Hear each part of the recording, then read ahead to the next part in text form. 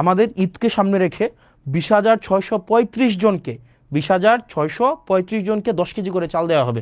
এবার চলেন, এই 10 কেজি চালের জন্য আপনারা কোথায় যাবেন?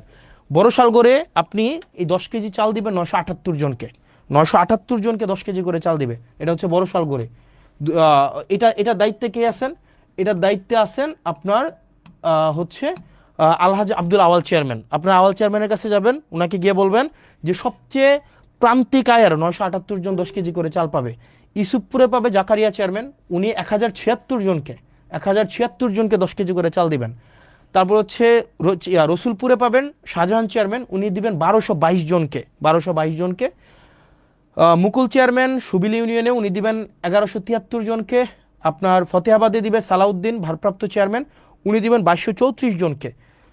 নুরুল আমিন এলাহাবাদের উনি দিবেন 1550 জনকে। জাহিদ দিবেন 1442 জনকে। মহিউদ্দিন মাহমুদ দিবেন 1079 জনকে।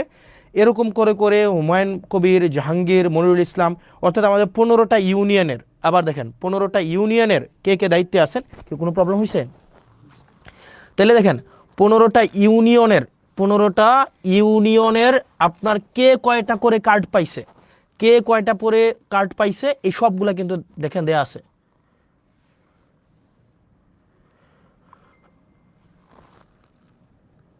দেখেন 15টা ইউনিয়নে কে কয়টা করে কার্ড পাইছে এগুলো কিন্তু দেয়া আছে। এখন আপনার কাজ হচ্ছে এই জিনিসগুলো একটু দেওয়া। এবার আসেন, এই যে চেয়ারম্যান সাহেব আপনারা যারা আছেন, বেশিরভাগ চেয়ারম্যান সাহেবরা যারা যে কাজটা করেন তার আত্মীয় স্বজনকে এগুলা দেন, তার কাছের মানুষকে এগুলা দেন, তার হচ্ছে যে রাজনৈতিক যারা তার হচ্ছে লোক লস্কর তাদেরকে দেন।